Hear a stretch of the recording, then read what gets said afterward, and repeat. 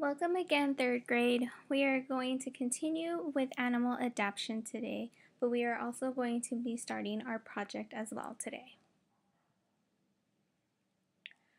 To begin, we're going to talk about animal change based on their environment and surroundings.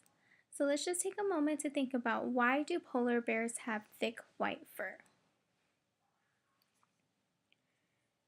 Now, as you can see in the picture, polar bears do live in a very icy and cold environment. Now, there can be many reasons as to why these polar bears have thick white fur. One could be in order to blend in with the snow, and the ability to camouflage within their environment helps them to stay away from any predators that might be after them. Another reason is that this warmth also keeps them from getting cold and allows them to live in the cold area of the Antarctic due to its fur covering them and keeping them warm. To start off today, we are going to watch a video on adaptation and how animals adapt to the environment they live in.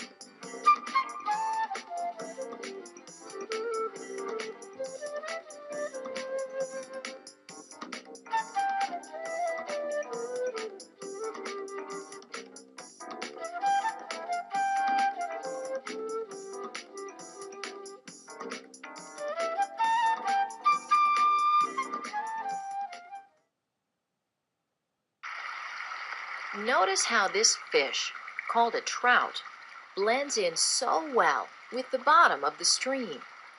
See how the slender legs, long beak, and quick movement of this heron enables it to capture food. The color, shape, and smell of this flower attracts pollinators, such as bees and hummingbirds, which in turn helps the flower in the process of reproduction. And the speed of this deer enables it to escape predators. These are all examples of adaptations of living things. Adaptations are extremely important to the survival of living things.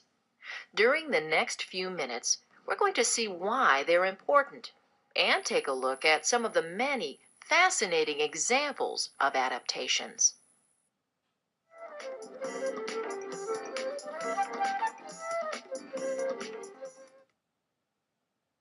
This alligator, which lives in the wetlands and waterways of Florida, would have a hard time surviving here in the wetlands of the northeastern United States. Alligators are large, cold-blooded animals which need to live in a warm climate. You decide. Could this saguaro cactus plant, which lives in southern Arizona, survive here in the Rocky Mountains of Colorado?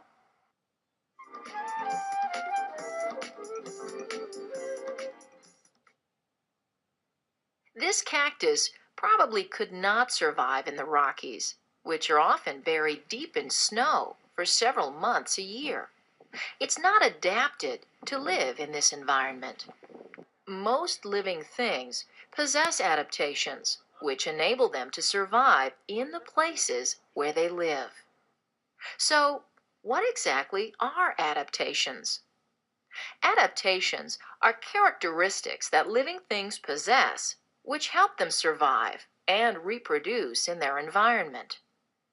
Adaptations are passed down from parents to their offspring. Birds possess adaptations such as wings, feathers, and a light skeleton, which enable them to fly. Plants possess adaptations as well, which enable them to produce food energy from the sun. And alligators possess adaptations, which enable them to be strong swimmers to catch prey. It's remarkable and fun to think about all the different adaptations living things possess.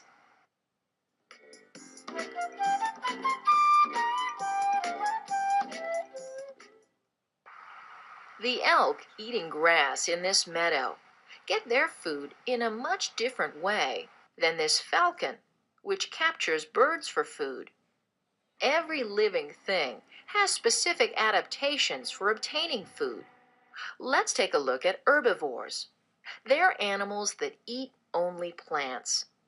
Cows, deer, and bison are herbivores. These animals have adaptations such as hard, flat teeth and body shapes which enable them to bend over and eat plants. Carnivores, on the other hand, are animals that eat only other animals for their food. Owls, hawks, rattlesnakes, and tigers are examples of carnivores. Many carnivores possess adaptations such as sharp claws, sharp teeth, and strong jaws for catching and killing prey. Plants are also living things which have specific adaptations for obtaining food. In temperate climates, trees and other plants have broad leaves, designed to capture the sun's energy, which is used to make food for the plant. And some plants, such as this Venus flytrap, possess adaptations enabling them to trap and digest insects. These are just a few examples of the millions of different adaptations living things use to obtain food.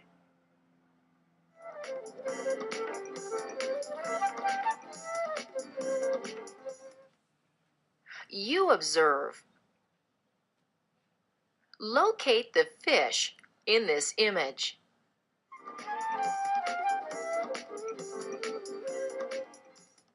It's right here, but you and most predators have a hard time seeing it. This is a great example of an adaptation called camouflage. Camouflage is the ability of a living thing to blend into its environment to avoid being seen by predators. Many living things have adaptations to help them avoid being captured or killed by predators. Turtles, for example, have a hard outer shell which protects them from predators.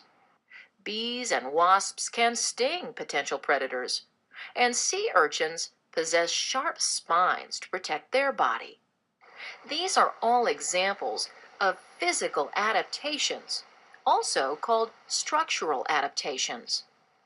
A structural adaptation is a characteristic relating to the form of a living thing that helps it to survive and reproduce. Different types of coloring, teeth, claws, and body shapes are just a few examples of structural adaptations. Plants can exhibit structural adaptations as well. For example, some plants possess sharp thorns, needles, or spines to protect them from being eaten by animals. It's not uncommon for living things to have many structural adaptations, which help them function and reproduce in their environment.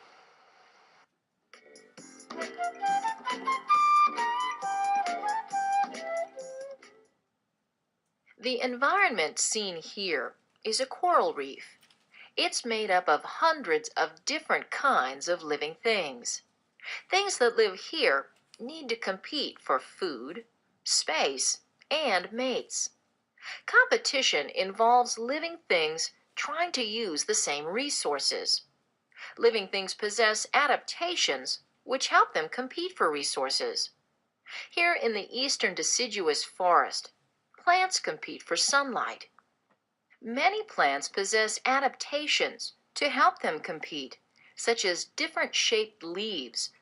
In some cases, plants on the forest floor grow leaves early in the spring, before the leaves of overhanging trees emerge. This allows them to capture light before the forest floor becomes shadowed. In some cases, animals of the same kind compete against each other. These male frigate birds in the Galapagos Islands look bizarre as they puff out tissue on their chest and make a strange call. This unusual display is designed to attract a female mate. As a female flies overhead, she chooses a mate from the flock of competitors. In a different part of the world, battling male elk compete for mates by locking horns with each other. The strongest male will reproduce. These are two examples of behavioral adaptations. A behavioral adaptation enables a living thing to better survive through the way it acts. Bird songs are behavioral adaptations used for a variety of purposes, including attracting a mate or warding off competitors.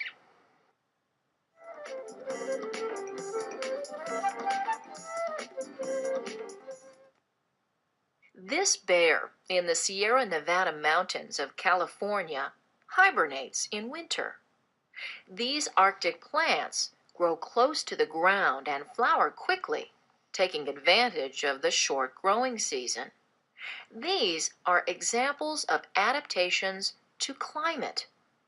You observe, what adaptations do moose have to survive in cold climates?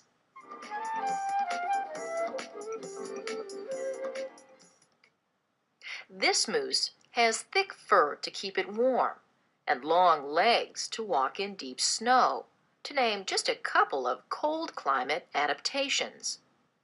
In some cases, animals actually change locations in response to seasonal changes. Many birds, such as geese, seasonally fly to warm places when the weather gets cold.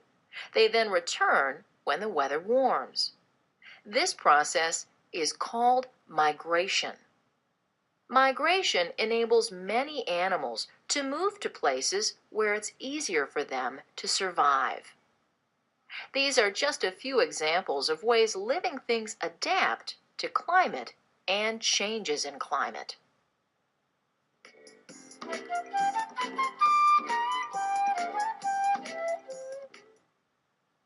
During the past few minutes, we've explored adaptations of living things. Adaptations are characteristics which help living things survive and reproduce.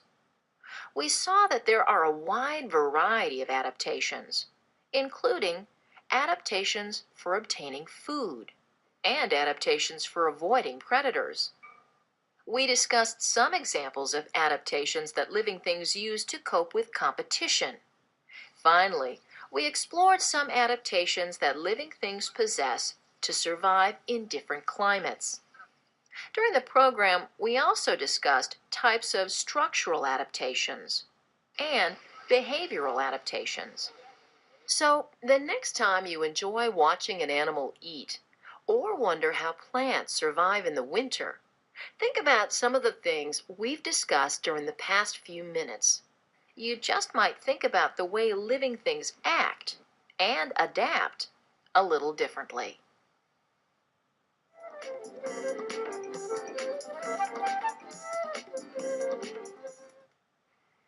Fill in the correct word to complete the sentence. Good luck, and let's get started. Number 1. Are characteristics living things possess to help them survive? Alright, we will just stop the video there. I hope you have learned a lot of why animals adapt to the place they are and how they do that. We are now going to begin our polar bear project. Now, in order to begin this, we are going to pretend that polar bears are now living in the rainforest.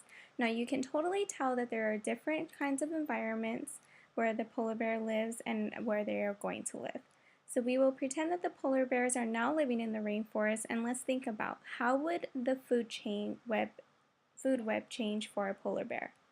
So, for instance, polar bears would eat certain foods in the Antarctic, but now that they are living in the forest, how would their food web change? Second, how would the polar bear have to change as well? So in order to live in the rainforest, how would the polar bear change itself, the way it looks, the way it looks for food in order to survive in the rainforest? Okay, now we are going to begin your polar bear project. You will have all your needed material in your packet.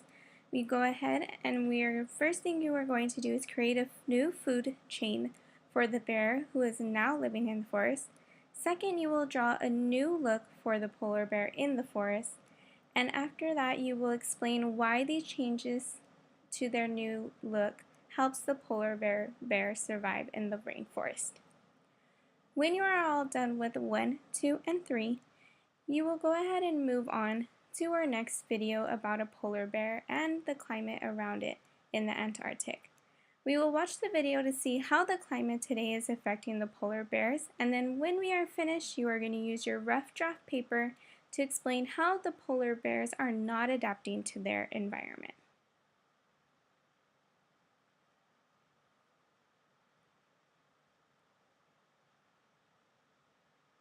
You are more than welcome to take notes during this video to see how the polar bear is unable to survive in its environment today and see the reasons why they are unable to survive. Enjoy. Polar bears, Earth's largest living land carnivores. Sitting at the apex of the Arctic food chain, polar bears have no natural predators. These majestic creatures spend the short spring months foraging for food to build their essential fat reserves ready for the longer summer season. Despite their seemingly untouchable position at the top of the world, their future is in severe jeopardy. A very real but almost invisible enemy is threatening their survival. So at the moment, the bears along Hudson Bay are waiting for the sea ice to come in. It's getting close to winter. The bears know it's getting close to winter, and they're waiting for that sea ice. So as soon as that comes in, they'll go out. But at the moment, the sea ice is taking longer to come in, and it's a shorter winter, so it's thawing out earlier in the season, which means the bears have got a shorter time to hunt for their seals and a longer time to go without any food. This rapid depletion of sea ice is a direct consequence of a warming climate, the single greatest threat to the polar bear's survival. Right now, the climate change we're seeing is mostly driven by human activity.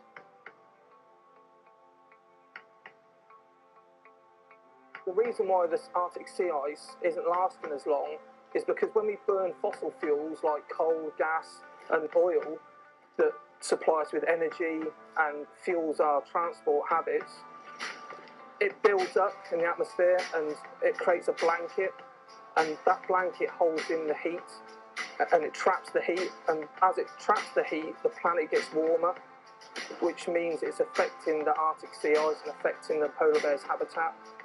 There are a number of myths about climate change that continue to circulate. One of those myths is that the warming of the globe that we've seen over recent decades could be natural in nature. The climate has gone from extremely warm times during the Cretaceous to extremely cold periods like during the last ice age. And those changes have been driven by natural forces, nothing to do with our activities. But just like forest fires have always happened in the past, it doesn't mean that we can't have arsonists setting fire to forests now. You don't get a free pass for changing the climate just because it's changed before for different reasons. If we all act together by walking and using our cars less, using public transport, insulating our homes and turning down our heating slightly, we can all reduce the amount of carbon emissions that we're putting into the environment. We can actually stop climate change and reverse it, which means a healthier planet for everyone, including the polar bears.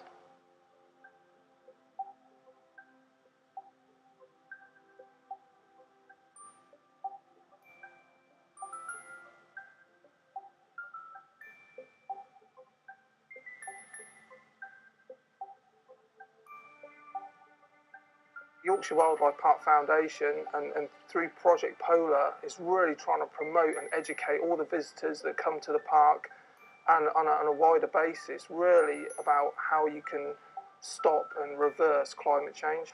So we really want to make sure there's a habitat left for polar bears left in the wild, and by creating these fantastic reserves for polar bears in captivity, the public can come here, they can learn about polar bears, learn about climate change, and hopefully we can make a difference. We've designed Project Polar to try and replicate their natural habitat, which is the Arctic tundra. So this time of year, it'd be very much like this. It'd be a fairly warm day, there'd be no snow and ice, they'd be on dry land, And then when winter comes, when we get snow and ice, that's when the sea ice comes in their natural range, and they go out onto that sea ice to catch their prey, which is mainly seals. Project Polar at Yorkshire Wildlife Park is, one, about welfare for polar bears, but two, it's also about conservation, and that's conservation, so that's a breeding programme in captivity at other zoos and parks throughout Europe, but also about conservation of them in the wild, so that's educating the visitors and trying to encourage and influence behaviour change to stem the problem of climate change. And also it's fundraising, so Yorkshire Wildlife Park Foundation supports Polar Bears International, which is out there in Canada working with trying to protect the polar bears in the wild, and also all about climate change and education about climate change. We're working with Polar Bears International to bring an important message about the conservation of this iconic species. Polar bears are considered the canary in the coal mine for climate change. Here in western Hudson Bay, this particular population of polar bears was one of the first to show the impacts of climate change. We've seen changes in body condition in bears. We've seen changes in survival in relation to shifting sea ice dynamics, and we've also seen changes in reproduction. There used to be around 1,200 polar bears here in western Hudson Bay, and now there's around 935 bears. Bears on shore here in western Hudson Bay fast for several months every year, and that fasting period is getting longer and longer. But there is still hope. The latest scientific studies have shown that we are not too late to make changes and stop a climate catastrophe. The choices that we make today determine our future. How much carbon are we going to continue producing? If we stay on our current pathway, we're going to see rapid changes to a world that looks nothing like the world that we grew up in, within our lifetime and definitely within our children's lifetime. Whereas if we can wean ourselves off of all of this carbon, the world will look like a very different place, a place where animals like the polar bear have the time and the ability they need to adapt. Not just about the polar bear, though. It's about us, that our agricultural systems have time to adapt, our energy systems, our water systems, to make sure that we, as humans, will be okay. Yorkshire Wildlife Park are taking action against climate change to ensure our natural environment is preserved and protected. By implementing green policies, Yorkshire Wildlife Park hopes to minimize its environmental impact and become a carbon-neutral organisation. Here at Yorkshire Wildlife Park, we're leading the way in protecting the natural environment through sustainable conservation. And we're doing this by implementing a comprehensive strategy to help reduce our carbon footprint. But the park has installed PV panels, we've got a biomass boiler, we've got a fleet of electric vehicles to run around the park. We recycle and reduce anything that comes in or goes out of the park. And also we've got a tree planting scheme, which is great for the environment, but also for the native species here at Yorkshire Wildlife Park. We're now encouraging visitors to Yorkshire Wildlife Park and the general public to join in and help us save the environment. Now, our campaign is 18 degrees or below, so if you can simply just turn down your thermostat at home to 18 degrees or below, you can save a huge amount of carbon, and thus save the polar bears, save our environment, and save yourself some money on your utility bills. We as humans have caused this problem. However, collectively, we can also fix it. Time still remains to save polar bears if we act immediately to greatly reduce our greenhouse gas emissions. This means... Alright, we are going to stop there with our polar bear video. Alright, now you may go ahead and start explaining how the polar bears are now adapting to their environment in the Antarctic and the reasons why and what's happening today. Have fun and enjoy your project!